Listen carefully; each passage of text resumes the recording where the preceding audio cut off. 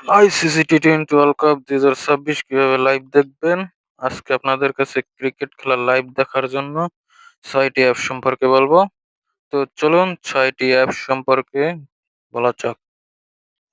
এবং আমার ইউটিউব চ্যানেলে যারা নতুন আছেন অবশ্যই সাবস্ক্রাইব করে যাবেন। ১ নাম্বারে রয়েছে এইচডি স্ট্রিমার্স এবং ২ নম্বর অ্যাপসটি হলো স্পোর্টসফাই এবং ৩য় অ্যাপসটি হলো ক্রিকফাই টিভি এবং ৪র্থ অ্যাপসটি হলো ক্রিয়া টিভি। এবং যারা কম্পিউটার এবং ওয়েবসাইটে খেলা দেখবেন তাদের জন্য ১ নম্বর অ্যাপসটি হলো বকুল স্পোর্টস এবং ২য় নম্বর অ্যাপসটি হলো বিডিআইএক্স টিভি।